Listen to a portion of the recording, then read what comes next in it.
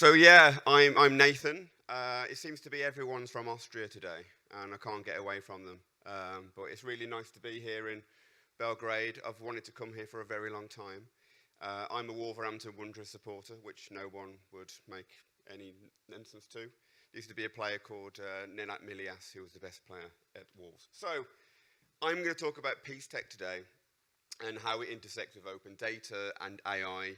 Have you ever heard of peace tech? Just put a hand up. No one's ever heard of peace tech. That is fantastic. That means my workshop is actual. I've lost my little thing. Sorry, I need to. Thank you. Vielen Dank. Right. So, as a lovely young lady said, I'm Nathan Coyle, and I wear two hats in Austria. So I lead on peace tech for the Austrian Centre for Peace, and I also lead on peace tech for the Austrian Institute of Technology, and that's the biggest research institution in the country. I wear other different hats within the EU. I sit on the EIB Cyber Academic Board for the European Union, and I also sit on something called the EU Peace Tech Cluster, which is a bunch of nation states that get together and they talk about peace technology and how we can use it for cyber and then not do anything, as what the EU usually does. So, obviously none of you have ever heard about peace tech, so I'm going to give you a little bit of a crash course. And before I go into this little course, when I say the word peace tech, right, I come from the civic technology world, which I think actually means something. But then you have all these buzzwords like smart cities, and it genuinely is a smart buzzword, smart city. So when you hear the word peace tech, do you think that's a buzzword? Yes, no? You can interact with me, I'm not a teacher. Yeah? No? God, everyone's hungover, I think. Let's discuss if it is a buzzword a bit later on. So, but what does it actually mean? And now this is a working definition. The problem that we have with peace technology is that everyone's got a different definition. And again, I just mentioned smart cities, and there is no definition to what a smart city is. It's different in different places of the world, in different cities. With peace technology, it's pretty similar. So different countries will have their own definition to what peace technology is. And that depends what their government is working with. So most of the time, it's really corporate, yeah? And the problem with peace tech is it can't be corporate because peace builders are not technically minded. They are normal people. They have little to no digital skills. And they can't have something that's pushed on them again, like, again, smart cities. But this is kind of the working definition. So use of technology to address conflicts, reduce violence, and promote peace and social cohesion. Sounds lovely, doesn't it? So we're going to end the wars of the world. We're going to have peace everywhere, thanks to peace technology. Now, is it a buzzword? Right, so the best way to explain something that is really technical is just talk about how it is deployed. So I'm going to go through all the different ways of how it's deployed and look at a live example of what peace tech looks like in the field. So communication and mediation, so social media, messaging apps, conferencing tools. There's another buzzword within peace technology now called tech diplomacy. And when I was first told about tech diplomacy, and they were telling me about it, right, so Nathan, what we're going to do with the EU, we're going to try and deploy more tech diplomacy within our missions and get our staff in our missions who can interact better with the community. And so what we want to do is use technology in order to bring across this mediation. I was like, so what is tech diplomacy? And then they're like, well, it's your job, isn't it, to tell me what tech diplomacy is. And I was like, well, what do you think tech diplomacy is? And so, well, using like Zoom and Teams and Google whatever. And I was like, well, why do you need a word for that? Like, why do we have to like complicate things even more? But unfortunately, I get paid to try and explain this stuff to people. This is a really good example, Shadi, and this was set up in 2007 within the Kenyan post-election riots. Now, they had something very similar in Kenya recently, and this came back out into the media, and people were using this as a means to document what was happening on the streets. But back then, it was a lot more sinister, it was a lot more violent, and loads of human rights abuses were happening across Nairobi and the rest of the country. And people needed a way to document that. And this came along, and then this turned into something quite bigger now. It's actually quite a big concern. It's not just used in peacebuilding, and it's been used within the UN when the Gaza, Libya, and Syria crisis happened, or happening when they wanted participants to talk about what was happening to them in those communities. But they needed a way where they could be anonymous, but also verified, and this was used for that. Digital storytelling and empathy. So I'm working on a project for the Austrian government at the moment with the European Union called Skill Drill, and this is how we can use mixed reality and virtual reality to enhance mission awareness and mission training. So what happens when you go on mission? What you're going to encounter, and etc. So I think there's a lot of power in VR, and I don't want to come across like a bit of a cynic when it comes to digital. But so I know, again, I'm leading on a project for the Austrian government. But I've been on mission, right? I've been to many missions around the world. Like, I know what it's like to be in a conflict zone. I know what it's like to go to a border and then somebody asks for your papers. It's pretty scary, right? And it's not something you can train. So I'm a bit dubious, right? When we have this VR tool, and then you're going around this fictional village, and you have some like floating man hovering above you, like on Meta. It ain't the best. But I do think the power in VR, especially now, is building empathy. You can turn your phone into a VR headset. You can buy a piece of cardboard. You can make it yourself. It's cheap, right? And this is what I always talk to show people when I'm trying to build this empathy within virtual reality. So I'm British, and I come from a country that doesn't really have a lot of empathy. If you look at like our history, and if you look at what we did recently, if you look at the Brexit campaign that happened fairly recently in the past 5 years, it was an insidious place to live at that time.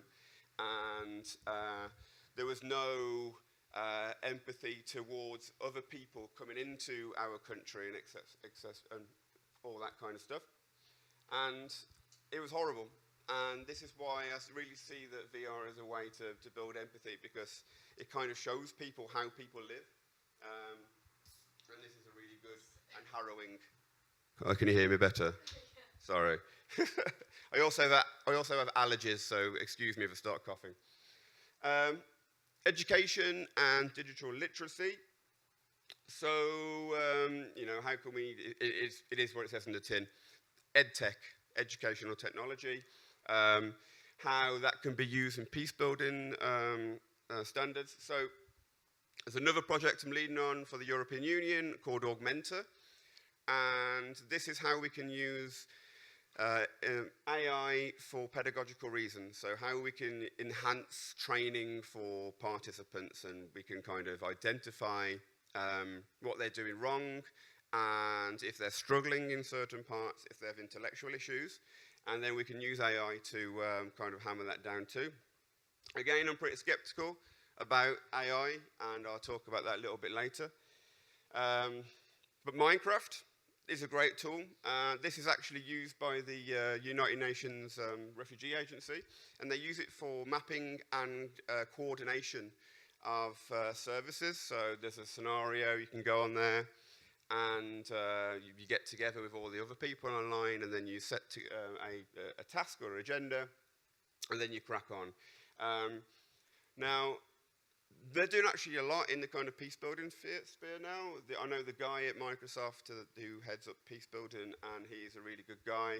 And they're really interested now in how they can utilize the technology sector to work more with peacebuilding.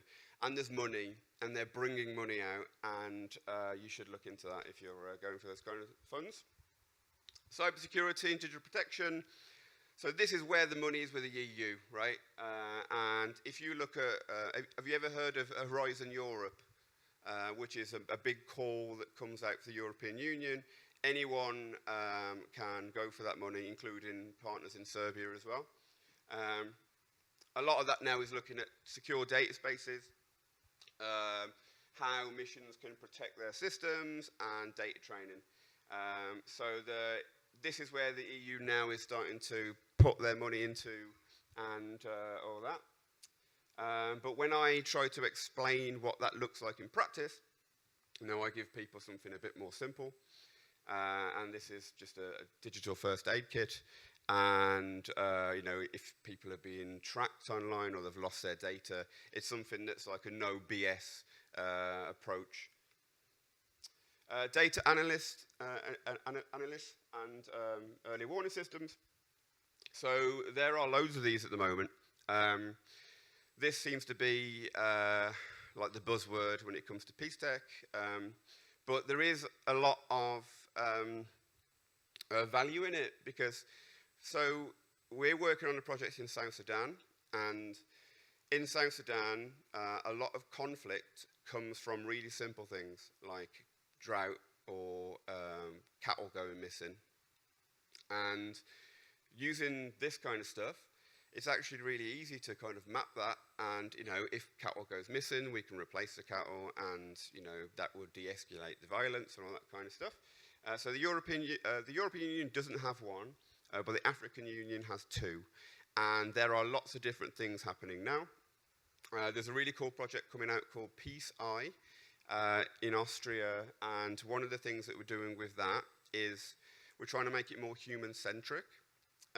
And so co-designing it with people. So we're going to go to Juba in South Sudan, and we're going to hold a workshop and hold like a bit of a hackathon and get those people to design this tool with us.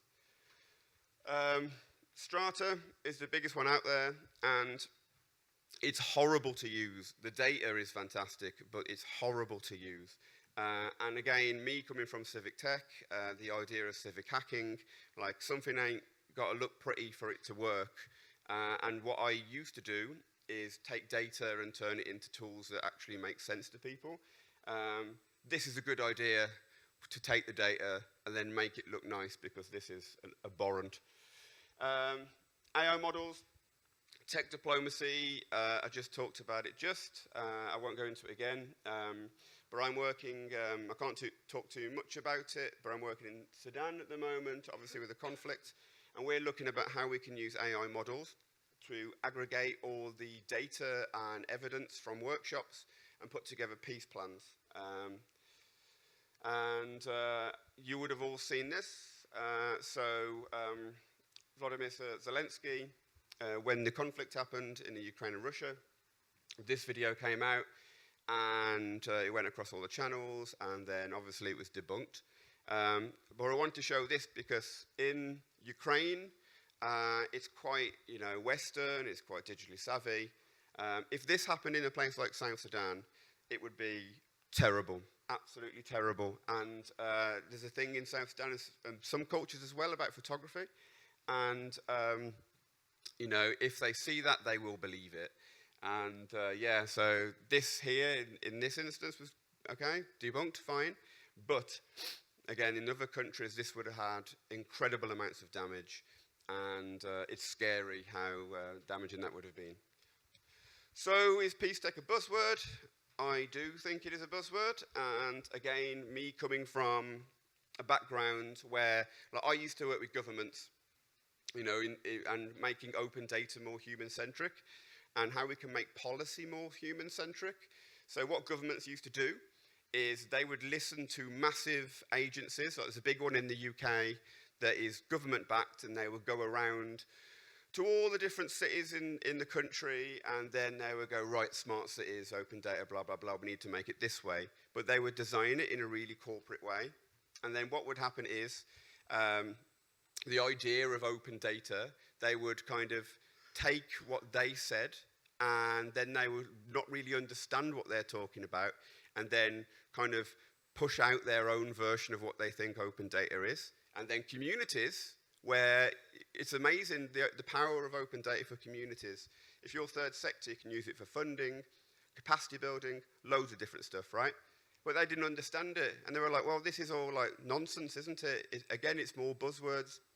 And that's what we don't want to do with peace technology, because it needs to be a narrative that's made with peace builders, third sector, normal people, activists, like not suits. We want to keep them away from it. Actual people who can have a say in how it's going to be used. So the biggest power for anything digital is capacity, especially in the third sector or peace building, right? And if you're going to push something out there that isn't accessible, then what's the point, right? Everyone's just taking a wage. You're sitting in the same rooms, talking about the same things, but nothing's actually getting done, right? And that's what we tried not to do with this. We are doing a paper at the AIT at the moment on tech diplomacy and AI. If you are anyway academic or interested in that kind of stuff, please do take a photo of that and fill out the survey. We can include you in that paper. I'll leave the little thing in the corner. So open data, again, it needs to be more about this building communities, getting away from the corporateness, which is a bit of a nightmare for me personally, because again, when you sit on various like EU boards and you're looking around the room, it's just mostly like old white dudes, again, talking about the same things. And there's no one from communities, there's no one representing the third sector. It's just diplomats talking about that kind of stuff. And that's what we want to kind of get away from. And when it comes to training AI, as you know more than me, I'm not a data scientist, but the sources that we get are actually really narrow. And so people from communities are really overlooked, and it's something that it needs to be really prevalently looked at. People are starting to wake up to the idea of bias, again, which I'll talk about in a minute, but no one's really taking it serious at government level. There seems to be a want from the third sector, people like you guys, who are interested in making tech more human-centric, but there really hasn't been that buy-in yet from government, and this is where like business needs to take more of a lead and kind of push them, because they listen to business, governments do, unfortunately sometimes. So data bias, data is racist, data is sexist, it's all the things that reflect society, and unfortunately that's not going to change. Unless society changes, that's not going to change. So it's something we've got to live with, and something we need to be really prevalently aware of. I'd love to say, as us as a society grows, then data will grow with us. It ain't going to change. Like, there's no fix to it. I know it's a bit pessimistic, but there we go. Why it matters for peace building. So the data that we train AI models on, it needs to be human. It needs to have that human reflection. And without that, it won't work. And it will be something that would just kind of not be used. And then again, what's the point? What's the point of it? Again, it's really skewed as well when it comes to AI. So if you look at Europe, for example, here there's a lot of data, there's a lot of digital things going on, and there's a lot of data we can train different models on. If you look at Africa and Asia, not so much, right? And so if we're designing new AI models for whatever, and those communities aren't represented, then again, it's pointless and it's biased already, because all the data that we're using is from, states like here and Austria and UK, whatever, and then that's not intrinsic to different parts of the world. And so, accessibility, and I won't go into all this now because I'm running out of time. So I wrote a book recently called Open Data for Everybody. It's on Routledge at the moment. And this was looking at how, again, where I was talking about how governments need to make open data more human-centric, and I work with governments all over the world, and I put it into like a book. And I'm not going to bang on about it because I'm not here to sell my book. But it might be worth me sharing some of the reflections from the different groups. So third sector, they struggled to grasp the idea of open data. And the fix was simple. It was just language, only language. And once you told them about, you can use this open data for your funding or whatever and blah, blah, blah, they was interested. And one of the things that really grasped people was after COVID-19, and I don't know if it was similar here, but in the UK, for example, loads of charities went out of business because they couldn't find money. Their core funding was going, and they wasn't resilient, where open data is actually a really powerful tool for community resilience. And that's what needs to be drummed into people's heads, especially in the third sector. So government workers, these were the bane of my life, working with ministers and whatever. And so, they would go into, like I was saying before, these policy people would go in and say, hey, you need to do this. You need to talk about like social cohesion and whatever. And then they would take that and then they'd go, yeah, okay. And then they'd form policy on their own interpretation of what they think they heard, and then it caused so much damage. But the problem is with people in government, they're stubborn and they work in silos. So they wouldn't admit okay, I actually don't really understand this and ask questions. So then they'd spend loads and loads of money to push this out there, and then people like me would have to go in and fix it. So I was really happy about it because I had a job, but it was really bad for the actual movement of social action and using digital and open data. So some more kind of human-centric outreach recommendations that's in the book is, the open data image problem. That's similar to peace tech, and this is again how I'm coming into the peace tech world quite new, that we want to kind of change this image problem and turn it into something that is actually human-centric. The power of storytelling, it's really simple. Again, language is a really easy fix. How people explain stuff. Again, we're talking about capacity building, funding tenders, reports, campaigning, whatever. People that actual real people care about.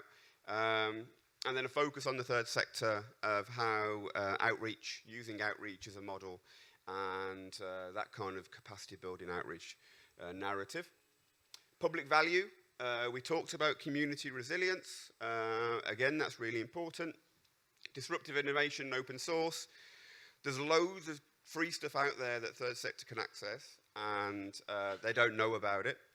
And talking to local actors, steering groups. Now in the UK, we have a lot of these steering group kind of things where people come together and talk about local issues and policy, etc., etc. I used to work for the German government in my last job, and when I went there, their emphasis was on business and how business can improve the local sector, etc. And there was no one talking to local communities, and steering groups were a really weird alien concept for them, which I thought was really weird. And yeah, so we did some work very, very recently at the Austrian Forum for Peace with the Open Knowledge Foundation, who you may have heard of. They're also a partner in the Open Peace Tech Hub. And we got loads of people from the UN and different places from different agencies, and we asked them about, what is the gaps from the data providers? Who are they missing? And so we did this hackathon with those guys and peace builders and activists, and then we put together this policy driver document. And this is on the Open Knowledge Foundation website at the moment. The link is there if you'd like to look at it. But some of the things that are very, very, very, very quickly go into is, you know, what would these peace builders want from data providers, you know, to get them to use open data more. So there were 17. So one was gamification, playing with data, pulling it around, you know, how we can access it better. Expiration date, like, you know, data goes out of date, like your cheese does. And data bias questionnaire, so how was the data collected, what is the profile of that person, and how then the person who downloads the data can make a better decision about how they use the bias with it. And that's it. Thank you so much for your time, and thank you for listening to me. If you want to come and talk to me, I'll be around all weekend, so yeah, have a lovely time, and thank you so much. Cheers.